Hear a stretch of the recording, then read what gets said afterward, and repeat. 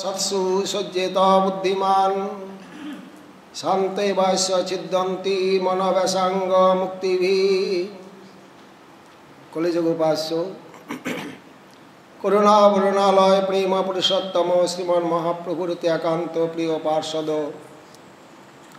आचार्य वरेण्य शिला श्रीयुक्त कृष्णदास कविराज गोस्वामी चरण श्रीमन महाप्रभुर आशीष करुणाय रचना करेছিলেন একখানি अलौकिक दिव्य ग्रंथ श्री श्री चैतन्य चरितामृतम ग्रंथकार से चैतन्य चरितामृतेर मध्यलीलाय एकविंश परिच्छेद एकविंश परिच्छेदे सनातन शिक्षाय भक्तिर कथा वर्णन करते गিয়ে साधु संगेर महिमा वर्णन करছেন তা আমরা গতকাল যথামতে আস্বাদন করার চেষ্টা করছিলাম তৎপরবর্তী আমরা আজ কিছু আস্বাদন করার চেষ্টা করব সৎসঙ্গে এবং বৈষ্ণবের মহিমা ঠাকুর বৈষ্ণব পদ অবনের সুসম্পদ সুনভায় হয়ে আগমন আশ্রয় লয়া ভজে তারে কৃষ্ণ নাহি তাজে আর সব মরা কারণ বৈষ্ণবের পদজল প্রেম ভক্তি দিতে বল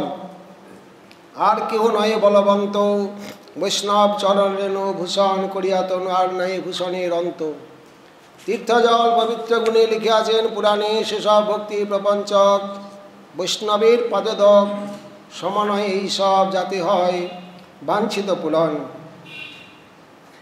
अतएव वैष्णवेर पददकेर महिमा এই পদে অভিব্যক্ত করেছেন বড় পুরাণও বলেছেন সিদ্ধির ভবতি বা নেতি সংশয় অচ্যুত শিবিনাং নিঃসংশয়স্তু তদ্ভক্ত পরিচর্যারতাত্মনাম केवल भगवान भजन कर ले भगवान सेवा कर ले सिद्धि लाभ है कि ना सन्देह आछे किन्तु यदि वैष्णवेर सेवा करें वैष्णवेर परिचर्या करें वैष्णवेर पूजा करें ताहले अवश्य सिद्धि लाभ हबेई एते कोनो प्रकार संशय नाई नज्जम्मयानि तीर्थानि न देवामि छिलामया ते पुनन्ति उरुकालेन दर्शनादेव साधव शिलामय विग्रह जलमय तीर्थ बहुकाल सेवा करले आपनाके पवित्र करते पारबेन किन्तु दर्शनादेव साधव दर्शने पवित्र करो एई तोमार गुण साधु दर्शन मात्रेई আপনি पवित्र হয়ে যাবেন অর্থাৎ পার্থিব জগতের ইহলৌকিক পারলৌকিক কোনো কামনা বাসনা আপনার মধ্যে আর থাকবে না আপনাকে ক্রমে ক্রমে ভগবত জগতের দিকে নিয়ে যাবে বৈষ্ণব দর্শনের এতাদৃশ মহিমা দক্ষিণ ভারতে রঙ্গনাথ जिर दर्शने कयेकजन साधु 10-12 जन साधु जाच्छेन तत्कालीन तो कोनो जानबाहनेर व्यवस्था छिलो ना पदब्रजे जेते हतो समस्त तीर्थ भ्रमण करछेन साधुरा पदब्रजे एमनकि महाप्रभुर जुगेও श्रीमान महाप्रभु स्वयं निजेও पदब्रजेই समस्त तीर्थ भ्रमण करेছিলেন ता जाच्छेन प्रातःकाल अतिबाहित बेला 9टा बाजे सकलेर संगेई सेवित विग्रह आছেন तादेर एकटु सेवा पूजा तो करते हबे स्नानानि करते हबे किछु आहारও करते हबे किन्तु सेई रकम सुयोग्य स्थान पाच्छिल ना क्रमे क्रमे देखलेन जे रास्तार पाशेई एकटा बिराट सरोवर सुनिर्मल जल से सरोवरेर चतुर्दिके पुष्प वृक्ष तुलसी वृक्ष फल वृक्ष प्रचुर परिमाणे बोले भाई এই জায়গাটাই আমাদের উপযুক্ত निर्जनও বটে और स्नानও করা যাবে घाट बाँधानो घाट सुंदर पुष्प मेला पुष्प और সেই রকম तुलसी गाछও দেখছি এখানেই আমাদের প্রাতঃকৃত্য করা হোক सकलेই प्रवेश करलें सेई कानने सरोवरे स्नान करलें अपन अपन विग्रह रेखे স্নান করে বস্ত্র পরিবর্তন করে কিছু ফুল তুলসী চয়ন করে বিগ্রহের সেবা করলেন। সুপক্ষ গাছ পাকা ফল বিভিন্ন প্রকার সামান্য কিছু পেরে তারা ঠাকুরের ভোগ লাগাচ্ছেন। ওই বাগানটি ছিল এক বিশ্বাস বারবনিতার পাশেই 3 তলা বাড়ি। ছাদের উপরে পায়চারি করছিলেন মহিলা। পায়চারি করতে করতে দেখছেন আমার বাগানে 10-12 জন সাধু প্রবেশ করলো। প্রবেশ করে স্নান করলো, বিগ্রহ সেবা করলো, আমার বাগানের পুষ্প তুললো, পূজা করলো, কিছু ফল পেরে ঠাকুরে ভোগ লাগালো। কিন্তু এই সামান্য ফলে ঠাকুরের আর কি হবে? আর এতগুলা সাধুদেরই বা কী হবে? পেট তো ভরবে না কারো। দর্শনে পবিত্র করো, এই তোমার গুণ। দর্শনের সঙ্গে সঙ্গে মন পবিত্র হতে লাগলো। ক্রমে ক্রমে ইচ্ছা হলো, ঠিক আছে, আমার তো ঘরে কিছু অভাব নাই।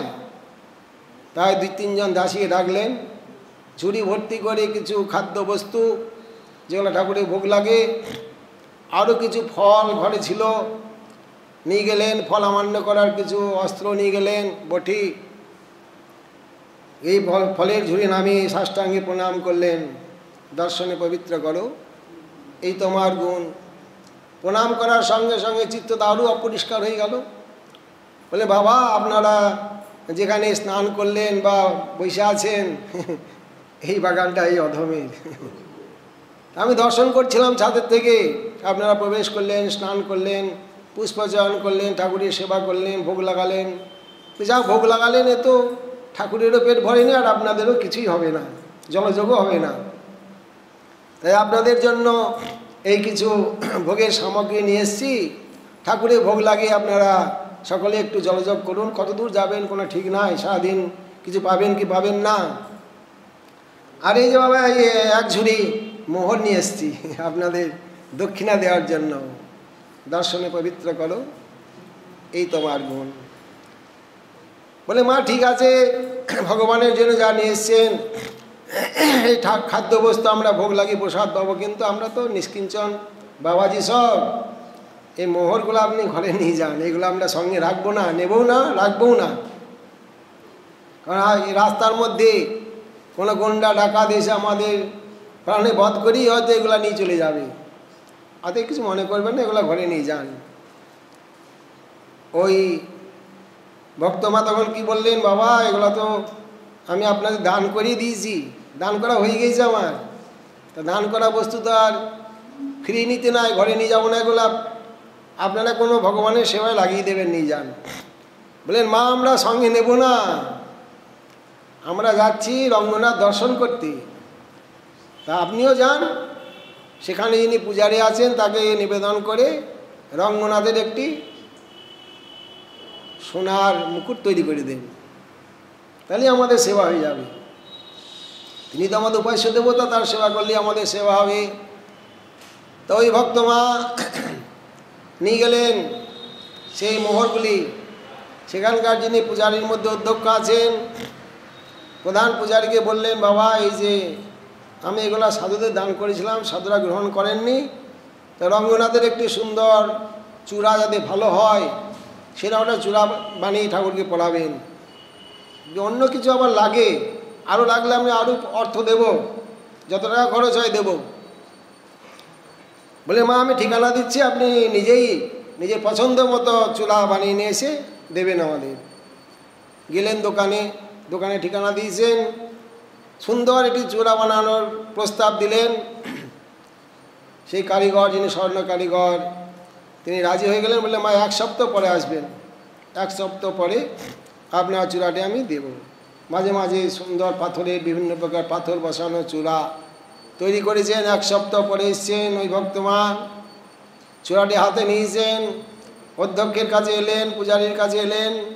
বলে, মা সেদিন একটা কথা জিজ্ঞাসা করতে ভুলিয়ে গিয়েছিলাম, কিছু মনে করবেন না, আমাদের এখানকার একটা নিয়ম আছে।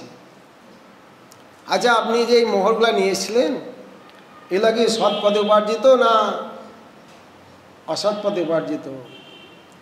উনি তো কাঁদতে লাগলেন। কাঁদতে কাঁদতে বললেন, বাবা সত্য কথা, এগুলা অসৎ পথেই উপার্জিত। বলে, মা তাহলে তো এই চূড়া আমরা রঙ্গনাথকে পড়াতে পারবো না, আপনি ফিরিয়ে নিয়ে যান।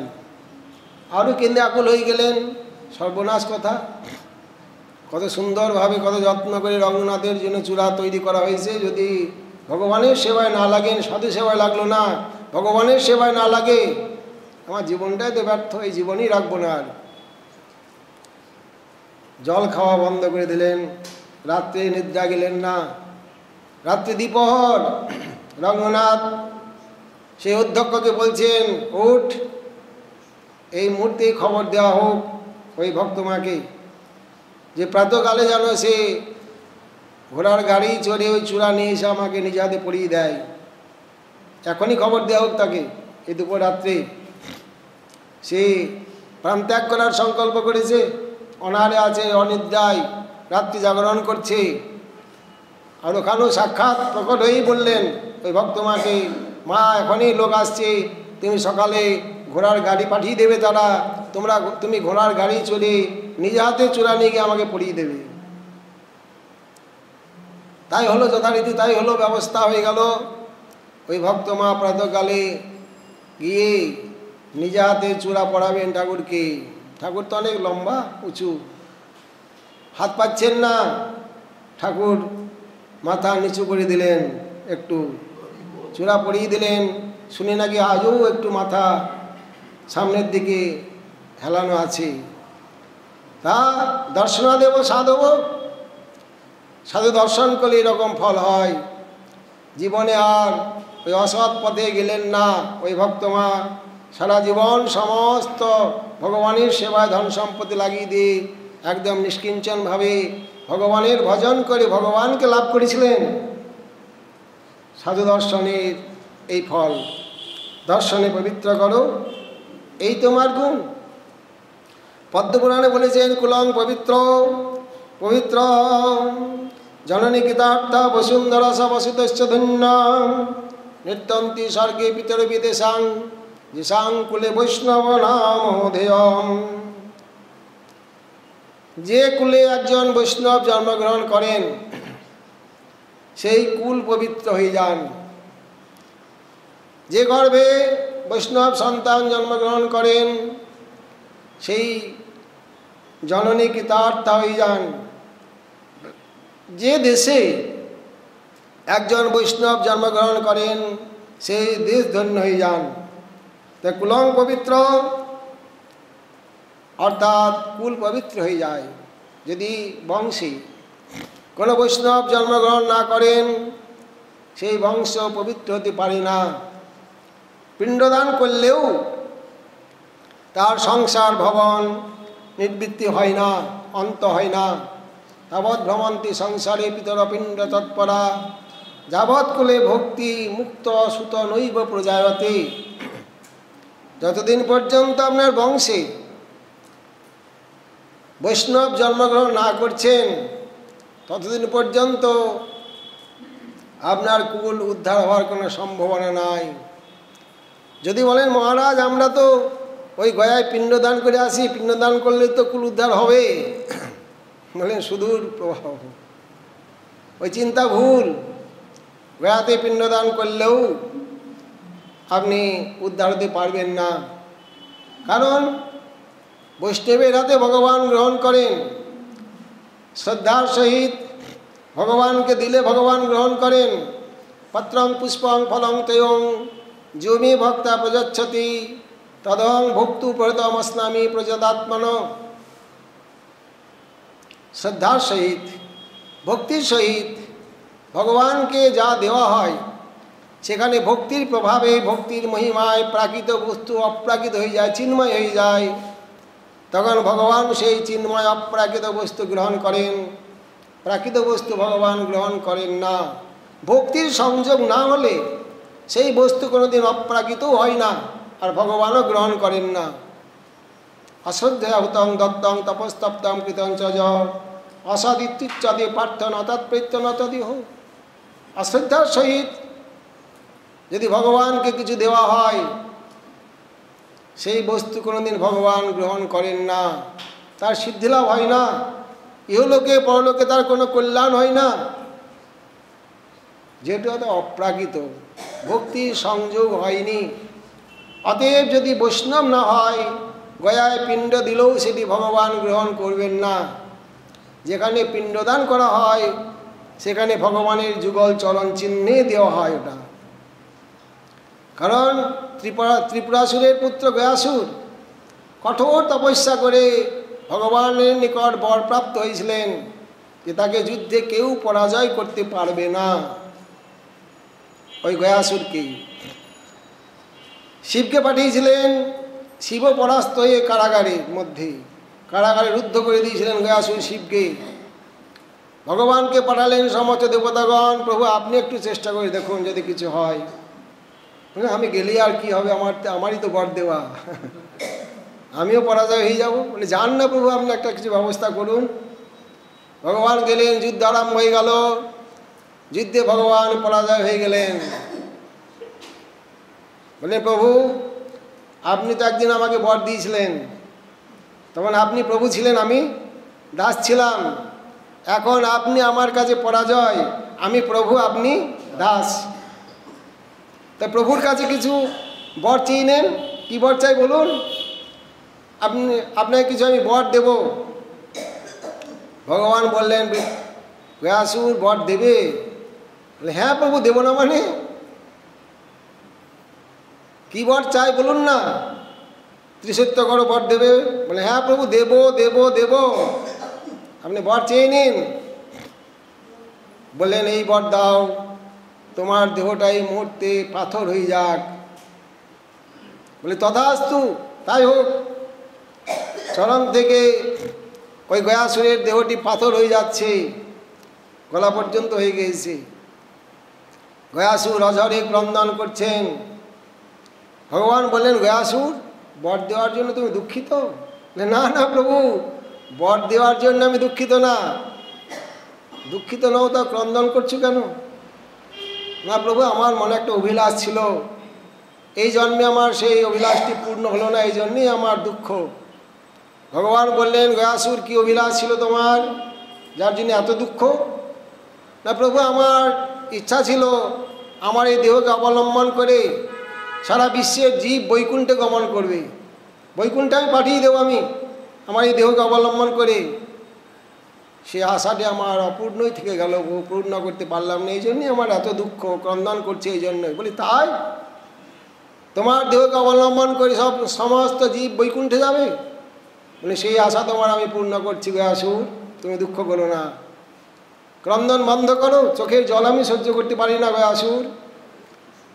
তোমার এই মস্তকে আমি যুগল চরণ অর্পণ করলাম, তোমার মস্তকে যুগল চরণ চিহ্ন যুগ যুগ ধরে থাকবে। এই চরণে যিনি শ্রদ্ধার সহিত কোনো বৈষ্ণব যদি পিণ্ডদান করেন, যার উদ্দেশ্যে পিণ্ডদান করবেন, তিনি বৈকুণ্ঠে গমন করবেন, এই বর আমি দিলাম। অতএব বলি মহারাজের মস্তকে চরণ অর্পণ করেছিলেন। কালিও নাগের বলি মহারাজের মস্তকে চরণ অর্পণ করেছিলেন, একটি চরণ দিয়েছিলেন। কালিও নাগের মস্তকে যুগল চরণ অর্পণ করেছিলেন। আজ গয়াসুরের মস্তকে যুগল চরণ অর্পণ করলেন ভগবান। অতএব শ্রদ্ধার সহিত যদি কিছু দেওয়া যায় ভগবান সেটি গ্রহণ করেন। এই জন্যই বললেন কুলং পবিত্র, সেই বৈষ্ণব পুত্রের দ্বারা সেই কুল উদ্ধার হয়ে যায়। বলেন প্রভু কত কুল উদ্ধার হয়? না, শ্রীমদ্ ভাগবতের সপ্তম স্কন্ধে প্রহ্লাদ সংবাদে জানা যায়, নৃসিংহদেব প্রহ্লাদকে বর দিয়েছিলেন 21 কুলের কথা। যখন নৃসিংহদেব বর দিতে যাচ্ছেন, নেবেন না, বলে নাও প্রহ্লাদ, তুমি বর চেয়ে নাও। তখন প্রহ্লাদ বললেন বরং বরয়তত্তে বরদেশান মহেশ্বর যদনিন্দাৎ পিতামে তাং অবিদ্বাংস্তি জৈশ্বরম বিদ্যামশ সাক্ষাৎ সর্বলোক গুরুং প্রভু ভাতৃহেতি স্মৃতাম মৃষাদিষ্টি তদ্ভক্তে মই চ ভগবান তস্মাৎ পিতামে প্রিয়ত দুরন্ত দুস্তর দঘাত হ্যাঁ পুতস্তে অপাঙ্গ সংদিষ্ট তথা কৃপণ বৎসল। হে কৃপণ বৎসল, হে দীন দয়াল, যদি বরই দেবে তো এই বর দাও। তুমি যে তিলকের প্রভু, তুমি যে ভগবান, সরৈশ্বর্যপূর্ণ ভগবান, তোমার মহিমা না জেনে ভাতৃহন্তা মনে করে তোমার প্রতি আমার পিতা যে সমস্ত দুরাচার করেছেন, অনাচার করেছেন, গালাগালি দিয়েছেন, কত অত্যাচার করেছেন, আর তদ্ভক্তেই মহিষ ভগবান, আর তোমার ভক্ত যে আমি, আমার প্রতি আমার পিতা কত অত্যাচার করেছে, তাতে ভগবানের নিকট অপরাধ, বৈষ্ণবের নিকট অপরাধ। সেই অপরাধের জন্য আমার পিতার যে দুর্গতি, যে সমস্ত পাপ অপরাধ হয়েছে, সেই পাপ এবং অপরাধ থেকে আমার পিতাকে তুমি মুক্ত করে দাও। যদিও তোমার দর্শনে অপাঙ্গে, তোমার দর্শনে আমার পিতা মুক্ত হয়েছেন, তথাপি যদি বর দেবে আমার এই বরই প্রার্থনা। ভগবান কি বললেন? শ্রী ভগবান উবাচ ত্রিসপ্তভি পিতা পুত পিতৃভি সতি অনগা যৎ কুলে সদস্য ভবান বৈ কুল পাবন। হে কুলপাবন পুত্র, তুমি যে কুলে জন্মগ্রহণ করেছো, তোমার বলার আগেই পৃথিবী সহ তোমার পিতার সহিত ত্রিসপ্ত 21 কুল উদ্ধার হয়ে গেছে। তুমি বলার আগেই তোমার বলতে হবে না, তোমার মতো কুলপাবন পুত্র যে কুলে জন্ম হয়, সেই কুল 21 কুল উদ্ধার হয়ে যায়। আমাদের হরিভক্তি বিলাসে ইতিহাস সমচ্চয়ের একটি শ্লোক উদ্ধৃত করেছেন। সাভর্তিকা বা বিধবা বিষ্ণুভক্তি করতি যা সমুদ্রতি চাত্মনং কুলমিকত্তরং শতম। সদবা, বিধবা বা অধবা যদি কোনো নারী ভগবানের উপাসনা করেন, ভগবানের ভজন করেন, সমুদ্রিত চাত্মনম কুলমিকত্তরম শতম, নিজ কুলে তিনি 100 কুলকে উদ্ধার করতে পারেন। 100 কুল উদ্ধার হয়। অতএব কুলং পবিত্র, বৈষ্ণব জন্মগ্রহণ করলে সেই কুল, কোথায় 100 কুল, কোথাও 21 কুল এইভাবে বর্ণন করেছেন, তার কুল উদ্ধার হয়ে যান। ভজন না করলেও কুলে বৈষ্ণব জন্মগ্রহণ করলে তার প্রভাবই এটা হয়ে যায়। হিরণ্যকশিপু তো আর বৈষ্ণব নন, পুত্রের জন্যই তাদের বংশে সকলের উদ্ধার হয়ে গেল। অতএব কুলং পবিত্র জননী কৃতার্থা, যার গর্ভে জাতীয় বৈষ্ণব জন্মগ্রহণ করেন, সেই জননী কৃতার্থ হয়ে যান। হ্যাঁ, ধ্রুব মহাশয় ধ্রুবলোকে যাচ্ছেন রথে চড়ে, মৃত্যুর মাথায় পা দিয়ে চলে যাচ্ছেন, রথে চড়ছেন ধ্রুব মহাশয়। কিছু দূর যাওয়ার পরেই সারথীকে বললেন, সারথী রথ থামাও। বলে কেন? না, যে জননীর কৃপায় আমি আজ ধ্রুবলোকে যাচ্ছি, সেই জননীকে না নিয়ে আমি কি করি সেখানে যাই বলো তো? বলে ধ্রুব তুমি চিন্তা করো না, দেখো তোমার সামনে একখানা রথ যাচ্ছে। বলে ওটা কার রথ? না, ওই রথে তোমার মা যাচ্ছে। যার গর্ভে জাতীয় বৈষ্ণব জন্মগ্রহণ করেন, তার মা আগেই চলে যান বৈকুণ্ঠে, সন্তান পরে যায়। জননী কৃতার্থ বসুন্ধরা স বসুদেশ্য ধন্য, সেই দেশ ধন্য হয়ে যান, সেই দেশের সমস্ত জীব বৈকুণ্ঠে চলে যান। গোকর্ণ তার দাদা ধুন্ধুকারীর জন্য ভাগবতীয় সপ্তাহ করেছিলেন, ভাগবতীয় কথা কীর্তন করেছিলেন। প্রথমবারে ওই একখানায় রথ এসেছিল ধুন্ধুকারীর জন্য, একনিষ্ঠ চিত্তে শ্রবণ করেছিলেন ধুন্ধুকারী। সেই দেশের লোক আপত্তি করলেন, তুমি স্বার্থপর, তোমার ভাইয়ের জন্য একখানা রথ নিয়ে এলে, আমাদের জন্য তো রথ এলো না।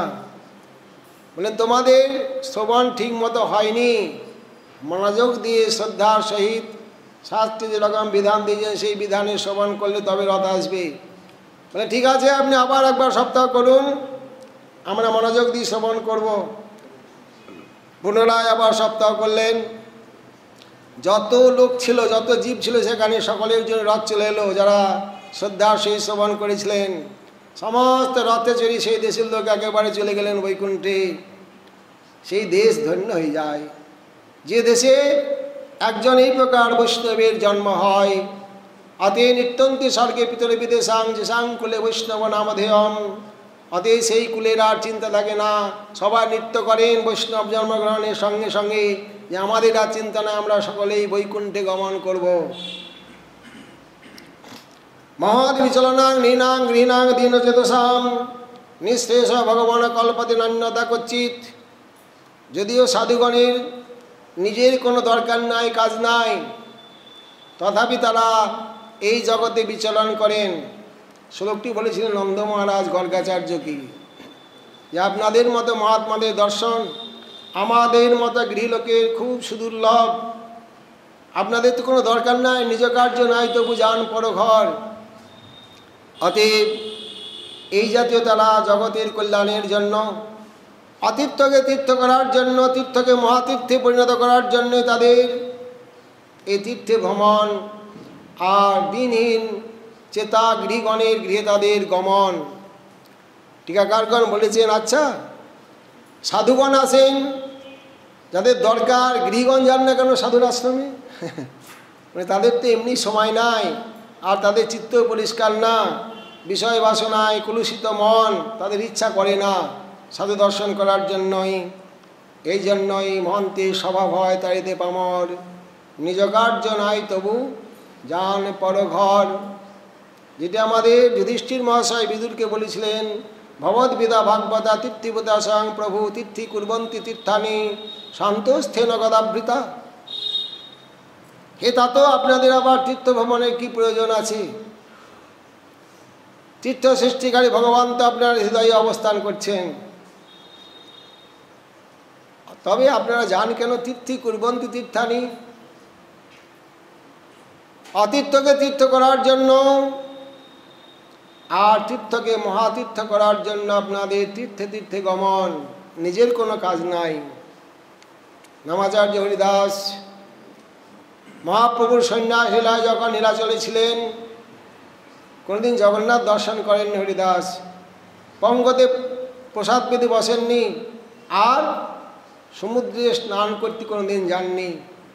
নিজেকে অত্যন্ত অপবিত্র মনে করতেন, এটা ভক্তির স্বভাব। যখন হরিদাস নির্জান, হরিদাস দেহত্যাগ করলেন, সেই দেহটি যখন সমুদ্রে স্নান করানো হলো, প্রভুকায় সমুদ্র আজ মহাতীর্থ হইল। হরিদাসের চরণ স্পর্শে এতদিন সমুদ্র তীর্থ ছিল, এখন মহাতীর্থে পরিণত হলো। তীর্থি কুর্বন্তি তীর্থানি। গঙ্গা দেবী যখন মরতে আসছেন, দুটি শর্ত ছিল তার, আমার এই বেগকে ধারণ করবে, শিব রাজি হলেন। আরেকটি, এই পৃথিবীর সমস্ত পাপী তাপীগণ আমার জলে অবগাহন করবে, আমি যখন অপবিত্র হয়ে যাব, আমার সেই পবিত্র গুণটি কে ফিরিয়ে এনে দেবে? তখনই বলেছিলেন, এই জগতে যত সাধু মহন্ত আছেন, বৈষ্ণব আছেন, বৈষ্ণবগণ যখন তোমার জলে অবগাহন করবেন, তখন তোমার সেই পবিত্র গুণ আবার ফিরে পাবে। গঙ্গা পবিত্র হয়, ভাগবতে বলে, বৈষ্ণবের চরণ স্পর্শে, বৈষ্ণবের চরণ ধুলিতে গঙ্গা পর্যন্ত পবিত্র হয়ে যান। এরকম বৈষ্ণবের মহিমা। এই সনাতন শিক্ষাতে এক ভক্ত ব্যাধের কথা বর্ণন করেছিলেন মহাপ্রভু নিজেই আত্মারাম শ্লোকের ব্যাখ্যা করার সময়। এক ভক্ত ব্যাধের কথা, শুনো সাবধানে, যা হইতে হয় সৎসঙ্গ মহিমার জ্ঞানে। একদিন শ্রীনারদ দেখি নারায়ণ, ত্রিবেণী স্নানে প্রয়াগে করিল গমন। বনপথে দেখে মৃগ আছে ভূমি পড়ি, বান মিদ্ধ ভগ্নপদ করে ধর পড়ি। বনের পথে যাচ্ছেন, বনের মধ্যে দেখলেন একটি হরিণ বানবিদ্ধ, হাত পা ভাঙা, ধরপড় করছে। আর কত দূরে এক দেখেন শুকর, তৈছে বিদ্ধ ভগ্নপদ করে ধরপড়। সেরকম একটি বনশুকর দেখলেন, সেই প্রকার বানবিদ্ধ এবং ভগ্নপদ ধরপড় করছেন।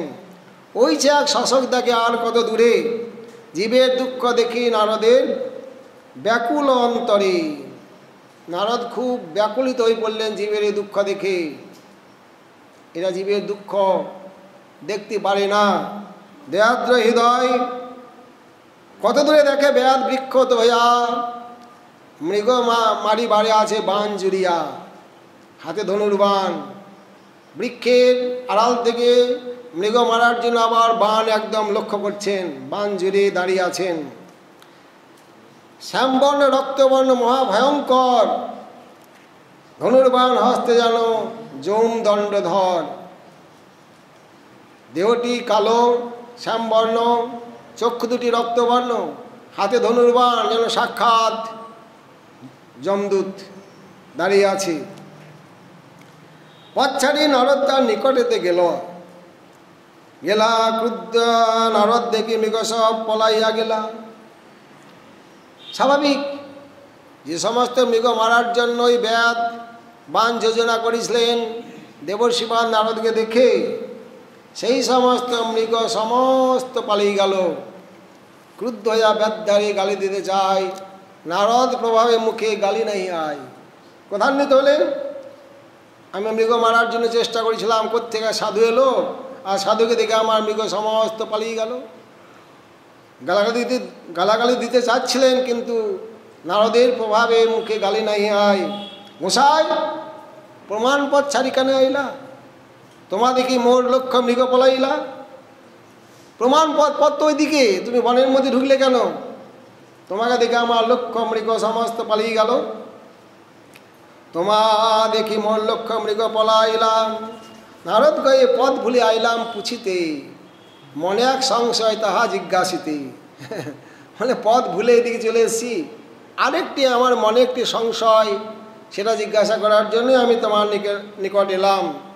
পথে যে শুকর মৃগ জানি তোমার হয়, ব্যাদ কয়ে যেই কো সেই সত্য বলে, হ্যাঁ ও শব্দ আমারই, আমি একমাত্র এই বনে মৃগয়া করি, এই বন আমারই অধিকারে আছে। নারদ কয়ে যদি যে মারো তুমি বান, অর্ধ মারা করো কেন নাল পরাণ। ব্যাদ কয়ে শুনো গোসাই, মৃগারি মোর নাম, পিতার শিক্ষা দামি করে হইছে কাম। অর্ধ মারা জীব যদি ধরপর করে, তবে তো আনন্দ মোর বারোই অন্তরে। হ্যাঁ ও সমস্ত আমারই তো, আমি বাল্যকাল থেকে এইরকম করি, এটা পিতার শিক্ষা। পিতা আমাকে এইভাবেই শিখিয়েছেন।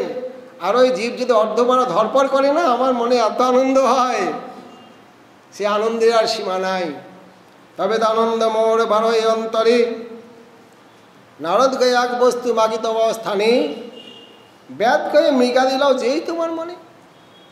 এমনি দয়ালু।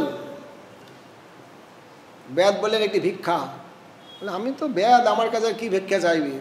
মৃগ, হ্যাঁ শুকর, শশক, যা চাইবে তাও নাই, তাই নিয়ে যাও, আমার কোনো আপত্তি নাই। মৃগচর্ম চাও যদি আইসু মোর ঘর, মৃগচর্ম চাও যদি আইসু মোর ঘর, যে চাও তা দিব মৃগ ব্যাঘ্রাম্বর। যদি তোমার চামড়ার দরকার হয়, সিংহের চামড়া, ব্যাঘের চামড়া, মৃগের চামড়া সব আমার ঘরে জমা আছে, ওগুলো আমি বিক্রি করি, আপনাকে একটা আমি এমনি দিয়ে দেবো, আমার ঘরে চলুন। চর্মের তো আসন হয়, মনিঋষির অনেকেই চর্মের আসনে ভজন করেন। নারদ কহিয়া আমি কিছুই নাহি চাই, আর এক বস্তু আমি মাগি তোমার ঠাই। কালি হইতে তুমি যে মৃগাদি মারিবে, প্রথমেই মারিবে, অর্ধ মারা না করিবে, এই ভিক্ষা। যে কাল থেকে যে সমস্ত তুমি জীব মারবে, মারতে নিষেধ করলেন না, প্রথমেই মারিবে, অর্ধ মারা না করিবে। নারদ কয়ে অর্ধ মারিলে, হ্যাঁ ব্যাদ কয়ে কি বা দান মাগিলে আমারে, অর্ধ মারিলে কিবা হয় তাহা কহ মোরে। আশ্চর্য কথা তো, একবারই মারবো, অর্ধমারা করবো না, প্রশ্ন জাগলো নারদের প্রভাবে। জীবকে অর্ধমারা করে রাখলে কি হয়? নারদ কয়ে অর্ধ মাইলে জীব পায় ব্যথা, জীবে দুঃখ দিচ্ছে তোমার হইবে অবস্থা। ব্যাদ তুমি জীব মার অপরাধ তোমার, কদর্থনা দিয়া মারে পাপ অপার। জীব মারা তো পাপ, দুঃখ দিয়ে মারা অপার পাপ। কদর্থনা দিয়া মার অপায় পাপ অপার। কদর্থিয়া তুমি যত মারিলে জীবেরে, তারা তো ইচ্ছে তোমা মারিবে জন্ম জন্মান্তরে। আজ পর্যন্ত বাল্যকাল থেকে যত জীব তুমি বধ করলে, এরা সবাই এক একজন এক এক জন্মে তোমাকে সেই বধ করবে। তাহলে কত জন্ম? নারদের সঙ্গে ব্যাধির মন প্রসন্ন হইল, দর্শনে পবিত্র করো এই তোমার গুণ। নারদের সঙ্গে ব্যাধির মন প্রসন্ন হইল, তার বাক্য শুনি মনে ভয় উপজিল। ব্যাধ কয়ে বাল্য হইতে আমার কর্ম, কেমনে তরিব আমি পরম অধম। এই দেখুন কত পরিবর্তন হয়ে গেল। কেমনে তরিব আমি পরম অধম, এই পাপ যায় মোর কেমন উপায়। নিস্তার করহ তুমি ধরি তোমার পাই। নারদ কয়ে যদি ধরো আমার বচন। এই যে গুরুর লক্ষণ। শিষ্য মানে কি? যিনি শাসন মানবেন তিনি শিষ্য, গুরুদেবের কথা মানবেন তিনি শিষ্য। অতএব যদি আমার কথা মানো তাহলে তোমার এই পাপের উদ্ধারের কথা আমি বলে দেব। ব্যাধ কই যেই কও সেই সে করিব, নারদ কয়ে ধনুক ভাঙ্গ তবে সে বলিব। আগে ধনুকটা ভাঙ্গ তারপর উপায়টা আমি বলছি। ব্যাধ গয়ে ধনুক ভাঙিলে বাঁচিব কেমনে, নারদ গয়ে তোমার অন্ন আমি দিব প্রতিদিনে। যত খাবার লাগে আমি পাঠাবো, সে চিন্তা তোমার নাই। আগে ধনুকটা ভাঙো তারপর দীক্ষা দিচ্ছি। ধনুক ভাঙি ব্যাধ তবে চরণে পড়িল, তারে উঠাইয়া নারদ উপদেশ করিল। ঘরে গিয়া ব্রাহ্মণের দেও যত আছে ধন, এক এক বস্ত্র পরি বাহির হও দুইজন। ওই অসৎ পথে উপার্জিত ধন রাখলে হবে না, ওই বাড়িটা পর্যন্ত দান করে দাও। তারপরে এই যে নদী, এই নদীর তীরে একখানি কুড়িয়া করিয়া একখানি পত্রকুটির করো, সামনে একটি তুলসী বৃক্ষ রোপণ করো, আর এই জপের মালা দিয়ে গেলাম। এই যে হরিনাম, দিনরাত হরিনাম করো আর তুলসী পরিক্রমা করো। যত খাবার লাগে তার জন্য চিন্তা না, আমি পাঠাবো।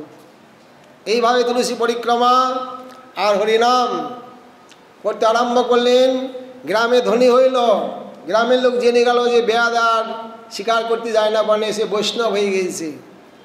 এক এক দিনে 10-15 জন খাবার নিয়ে আসে। লাগে না? দিলে তত লয়, যত খায় 2 জনে অতটুকুই নেয়। গুরুদেব বলেছেন বেশি নেবে না, সঞ্চয় করবে না, যতটুকু প্রয়োজন ততটুকুই নেবে। ভজন করছেন আর অতটুকুই গ্রহণ করছেন। একদিন শ্রী নারদ শিষ্যকে দেখতে যাবেন, তা পর্বত ঋষিকে বলছেন, শোনো এই পর্বতে আমার এক শিষ্য আছে, চলো দেখিতে। বহুদিন আগে একজন শিষ্য করেছিলাম, নদীর তীরে ভজন করছেন, সে কেমন আছে, কতদূর অগ্রসর হলো একটু দেখে আসি। দূর থেকে সেই ব্যাধ গুরুদেবকে দর্শন করলেন, প্রণাম করবেন। হ্যাঁ, আগেই গেলেন, ছুটি গেলেন গুরুদেবকে প্রণাম করার জন্য, পারছেন না। রাস্তায় পিপিলিকা ধরে পায়, ইতিউতি ধরে পায়।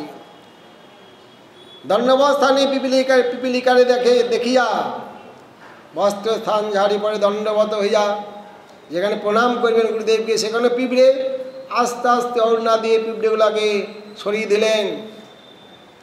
গুরুদেবকে প্রণাম করছেন।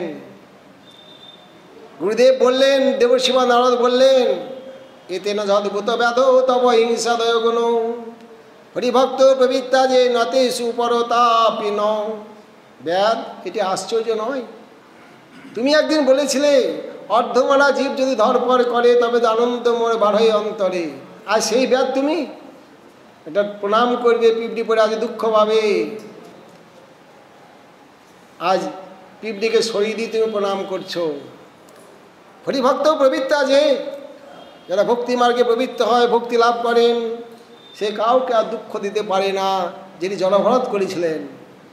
আজ এই ব্যাধির প্রসঙ্গ মহাপ্রভু সনাতন শিক্ষায় আত্মারাম শ্লোকের ব্যাখ্যা দেবশিবা নারদকে, নারদের প্রসঙ্গটি আজ ব্যাধের দিক দিয়ে দেখিয়ে দিলেন যে সৎসঙ্গের মহিমা এতাদৃশ। এরকম একজন ব্যাধ, দুর্দান্ত ব্যাধ, তিনি আজ পরম বৈষ্ণব, প্রেমে পুলকিত, প্রেমে অঙ্গ ঢল করছে, নৃত্য করছেন, হরিনাম করছেন, গুরুদেবের সেবা করছেন। গুরুদেবকে প্রণাম করলেন, আসনে বসালেন, সেবা করলেন। বলে গুরুদেব এত খাদ্য পাঠাবেন না, আমাদের লাগে না, এত খাদ্য পাঠাবেন না, সামান্য কিছু পাঠাবেন। বিশ্বাস ব্যাদ মনে করছেন গুরুদেবই পাঠান, অতএব পাঠাবেন না এত। আমাদের বর্তমান কলিযুগেও নামাচার্য হরিদাসকে যখন রামচন্দ্র খান পরীক্ষা করার জন্য, তার চরিত্র নষ্ট করার জন্য বেশ্যাকে পাঠিয়েছিলেন, হরিদাসকে পরিবর্তন করতে পারেননি। হরিদাস ওই বেশ্যার চরিত্র পরিবর্তন করে দিয়েছিলেন, তিনি পরম বৈষ্ণব হয়ে গিয়েছিলেন। সৎসঙ্গের এই প্রকারই মহিমা। এই যে প্রসঙ্গ চলছে সাধুসঙ্গ, সৎসু সজ্জিত বুদ্ধিমান সৎসঙ্গ, সাধু তো অনেক, বহু প্রকার সাধু। পরকালং সাধনতিথি সাধু, যারা পরকালে সাধনা করেন তারাই সাধু।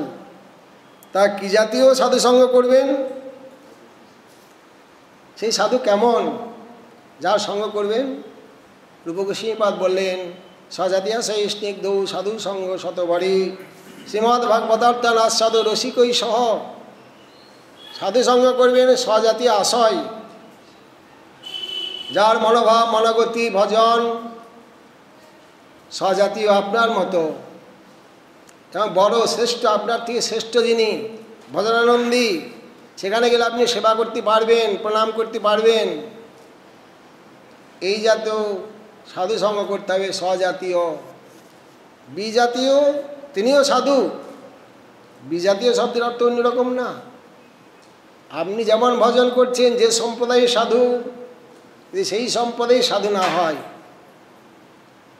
কেউ রামের ভজন করেন, লক্ষ্মীর ভজন, লক্ষ্মীনারায়ণের ভজন করেন, কেউ নারায়ণের ভজন করেন, কেউ কৃষ্ণের ভজন করেন, কেউ গৌরের ভজন করেন, কেউ দ্বারকার ভজন, কেউ মথুরার ভজন, কেউ বৃন্দাবনের ভজন করেন। স্বজাতি হতে হবে। আপনি যেমন ভজন করেন, গৌড়ীয় বৈষ্ণব, আপনি গৌড়ীয় বৈষ্ণবের সঙ্গ করবেন। গৌড়ীয় বৈষ্ণবের আবার দাস্য সখ্য বাৎসল্য মধুর 4টি রসের ভজন আছে, রাগানুগাতেও আছে। আপনি যে রসের ভজন করেন, আমাদের স্বর্গোস্বামীর অবদান মধুর রসের ভজন। আপনি যদি মধুর রসের ভজন করেন, যে সমস্ত সাধুগণ মধুর রসের ভজন করছেন, সেই জাতীয় সাধুর সঙ্গ আপনি করবেন। এবং শান্ত, স্নিগ্ধ, যারা প্রাকৃত বিষয়ের দিকে ধাবিত হচ্ছেন না, কৃষ্ণ ভক্ত নিষ্কাম অতীব শান্ত, ভক্তি মুক্তি সিদ্ধিকামী সকলই অশান্ত, অতীব শান্ত, কৃষ্ণ ভক্ত শান্ত অতীব, নিষ্কাম অতীব শান্ত, সেই জাতীয় নিষ্কাম ভক্তের সাধুসঙ্গ করবেন। অতএব রসিকই সহ, ভাগবতী কথা শ্রবণ করবেন রসিক ভক্তের সহিত। রসিক ভক্তকে নরোত্তম ঠাকুর মশাই বললেন, জগৎ ব্যাপক হরি অজভব আজ্ঞাকারী মধুর মূরতি লীলা কথা, এই তত্ত্ব জানে যেই পরম রসিক সেই, তার সঙ্গ করিব সর্বথা। তার সঙ্গ, ভগবানের এই সমস্ত তত্ত্ব যিনি অবগত হয়েছেন, অনুভব করেছেন, তিনি রসিক ভক্ত, সেই রসিক ভক্তের সঙ্গ করবেন। স্বরূপ জ্ঞান, ঐশ্বর্য জ্ঞান, মাধুর্য জ্ঞান, জগৎ ব্যাপক হরি, এটি ভগবানের স্বরূপ। আর অজভব আজ্ঞাকারী, একলা ঈশ্বর কৃষ্ণ আশ্রব বৃত্ত, এটি তার ঐশ্বর্য।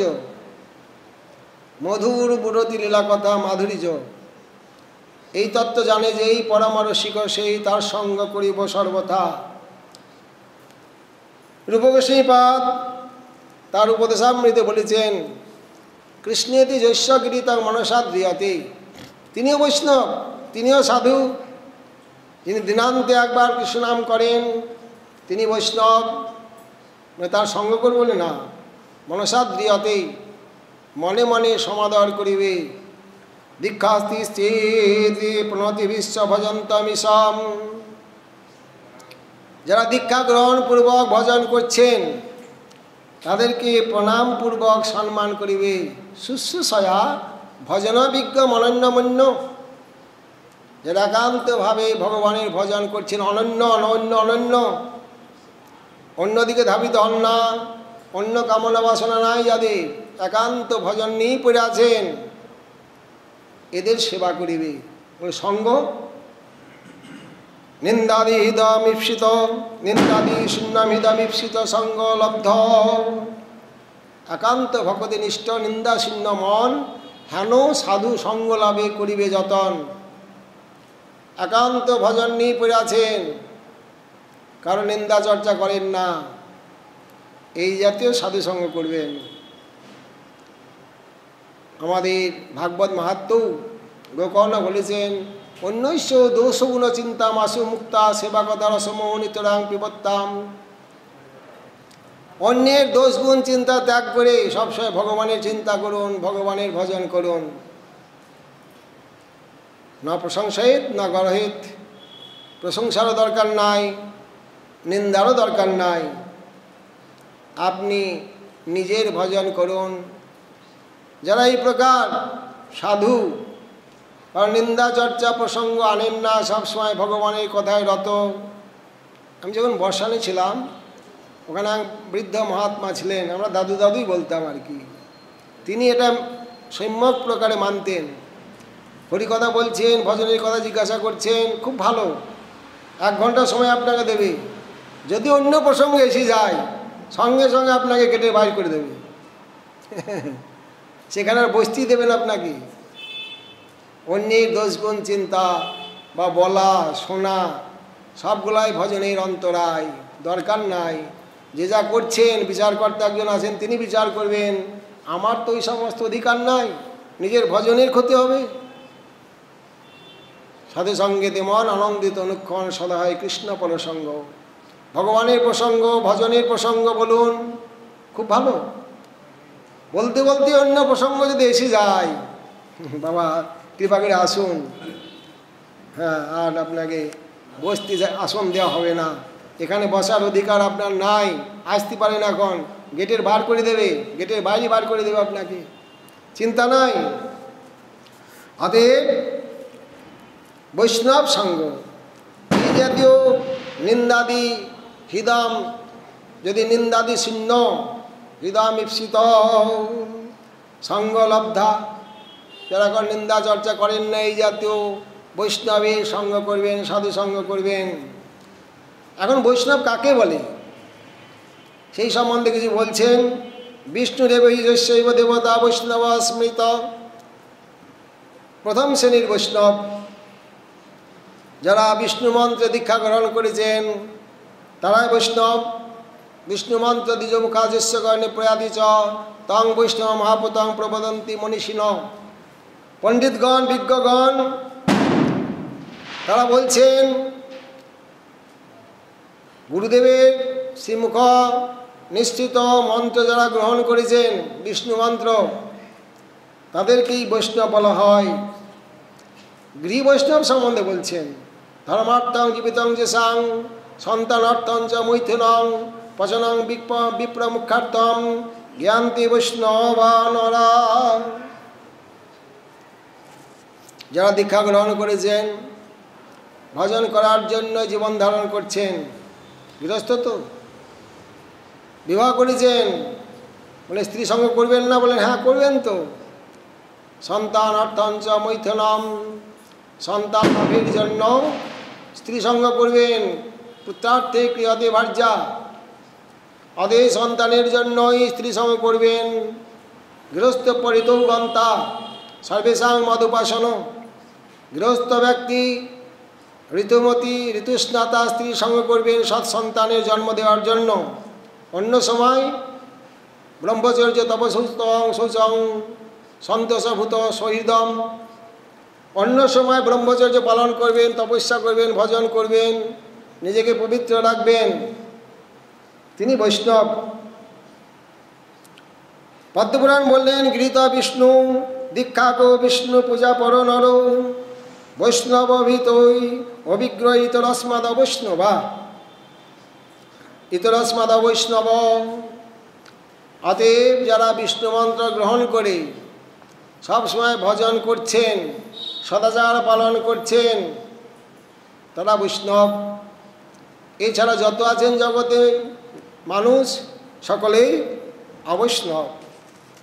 যখন শ্রীমান মহাপ্রভু নীলাচলে ছিলেন, মহাপ্রভুর পরিকরগণ গৌড়ীয় বৈষ্ণবগণ প্রতি বৎসর রথযাত্রা উপলক্ষে নীলাচলে যেতেন।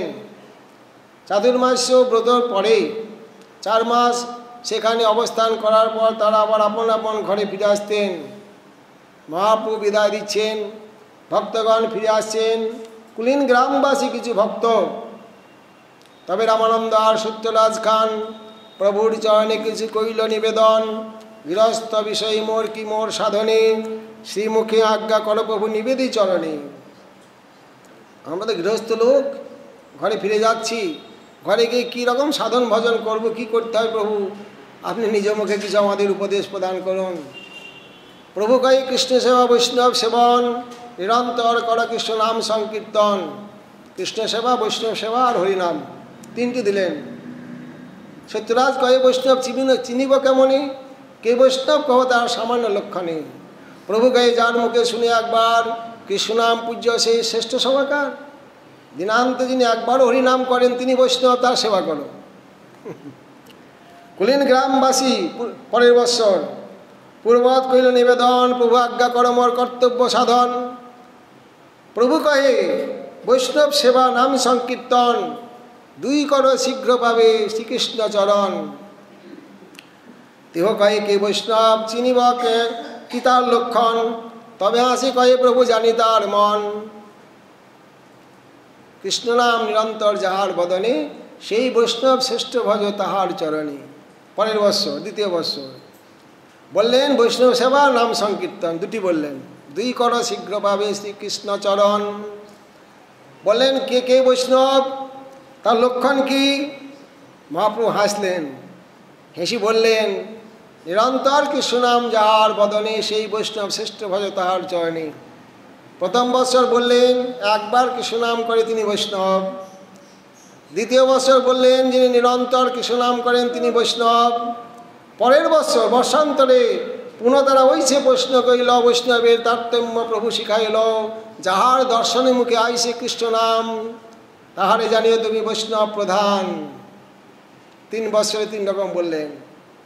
প্রথম বৎসর একবার কৃষ্ণনাম করলে বৈষ্ণব, 2য় বৎসর যে নিরন্তর কৃষ্ণনাম করছেন তিনি বৈষ্ণব, 3য় বৎসর যাকে দর্শন করলে মুখে কৃষ্ণনাম আসে তিনি বৈষ্ণব, উত্তম মধ্যম কনিষ্ঠ। 3 প্রকার বৈষ্ণব নির্ণয় করলেন রূপ গোস্বামীপাদ ভক্তি রসামৃত সিন্ধু গ্রন্থে বৈষ্ণবের তারতম্য নির্ণয় করেছেন। শ্রদ্ধাবান জন হয় ভক্তি অধিকারী, উত্তম মধ্যম কনিষ্ঠ শ্রদ্ধা অনুসারী। যার যেমন শ্রদ্ধা সে তেমনি অধিকারী। শাস্ত্রযুক্ত উচ্চ নিপুণ সর্বদা দৃঢ় নিশ্চয়, প্রৌঢ় শ্রদ্ধ অধিকারী স ভক্তি উত্তম মত। শাস্ত্রযুক্তে সুনিপুণ দৃঢ় শ্রদ্ধা যার, উত্তম অধিকারী সেই তার এই সংসার। শাস্ত্রে এবং যুক্তিতে নিপুণ সুনিপুণ দৃঢ়, কেউ তাকে তোলাতে পারবে না। এক দাঁড়িয়ে আছেন যুক্তি পরামর্শে সিদ্ধান্তে, ইনি উত্তম বৈষ্ণব। যা শাস্ত্রাদিস্ব নিপুণ শ্রদ্ধাবান সদু মধ্যম, শাস্ত্রজ্ঞান সম্যক প্রকারে নাই। ভজনানন্দী তিনি মধ্যম। যভাবে কোমল শ্রদ্ধা সে কনিষ্ঠ নিগদ্যতে, যাহার কোমল শ্রদ্ধা সে কনিষ্ঠ জন, ক্রমে ক্রমে সে ভক্ত হইবে উত্তম। শ্রীমদ্ ভাগবত বললেন সর্বভূতেষ ভগবৎ ভাবমাত্মনম ভূতানি ভগবৎ আত্মন্যেষ ভাগবতোত্তম। সমস্ত বস্তুর মধ্যে জীবের মধ্যে যিনি ভগবানকে দর্শন করছেন, ইষ্টদেবকে দর্শন করছেন, যাহা যাহা নেত্র পড়ে তাহা কৃষ্ণ স্ফুরে। স্থাবর জঙ্গম দেখে না দেখে তার মূর্তি, সর্বত্র হয় নিজ ইষ্টদেব স্ফূর্তি। ইনি উত্তম বৈষ্ণব। আর ঈশ্বরে তদধীনেষু বালিশেষু দিশৎসু য প্রেম মৈত্রী কৃপা উপেক্ষা যা করতে সব মধ্যম। ঈশ্বরের প্রেম, ভগবানের ভক্তে মিত্রভাব, যারা সরল সোজা অজ্ঞ ব্যক্তি তাদেরকে কৃপা, যারা বৈষ্ণব দেশী ভগবত দেশী তাদের প্রতি উপেক্ষা। এইরকম যাদের জ্ঞান আছে, তারতম্য বুদ্ধি আছে, উচ্চ নিচ ভাব আছে, ভালো মন্দ জ্ঞান আছে, এরা হলেন মধ্যম অধিকারী। অর্চয়ম হরে পূজাম যশোদ্দেহতে নতদ্ভক্তেষু চৈন্যেষু সভক্ত প্রাকৃত স্মৃত। যারা দীক্ষা নিয়ে কেবল ভগবানের ভজন করছেন, ভগবানের সেবা করছেন, ভক্তের সেবা করেন না, অন্যের সেবা করেন না, এরা কনিষ্ঠ ভক্ত। গীতার ভাষ্যে টিকাতে বড়দেব বিদ্যাভূষণ বললেন, এই ভক্তের কথা বলতে গিয়েই সচ সনিষ্ঠ নরিনিষ্ঠ নিরপেক্ষ ভক্ত স্থাবা ত্রিধা। সনিষ্ঠ ভক্ত আর নরিনিষ্ঠ বা নরিনিষ্ঠিত আর নিরপেক্ষ। সনিষ্ঠ যারা গৃহী ভক্ত, ভগবানের ভজন করছেন, স্বর্গের বাসনাও আছে, দেবদেবীর ধনেরও বাসনা আছে, দেবদেবীর ভজন করছেন, এরা কনিষ্ঠ। দেবদেবীর ভজন করেন না, কেবল ভগবানেরই ভজন করছেন ভক্তিমার্গে, কিন্তু বৈভব ভালোবাসে, প্রচার ভালোবাসে, আড়ম্বর ভালোবাসে, বৈভব ভালোবাসে, এরকম ভক্ত মধ্যম নিরপেক্ষ। যারা একান্ত ভজন নিয়ে পড়ে আছেন, কারো অপেক্ষা রাখেন না, কারো কাছে হাত পাতেন না, বৈভবাদ ইচ্ছা নাস্তি, বৈভবের ইচ্ছা নাই, নিরন্তর ভজন নিয়ে রাগানোগা মার্গ নিয়ে পড়ে আছেন, এরা উত্তম। এরপরেও নবযোগীন্দ্র সংবাদে সমস্ত বৈষ্ণবের লক্ষণ কীর্তন করেছেন। আমরা মহাপ্রভুর কৃপা হলে আবার আগামীকাল আস্বাদন করার চেষ্টা করব। হরে কৃষ্ণ কৃষ্ণ কৃষ্ণ হরে হরে, হরে রাম রাম রাম হরে হরে। জয় নিতাই গৌর হরি হরি বল।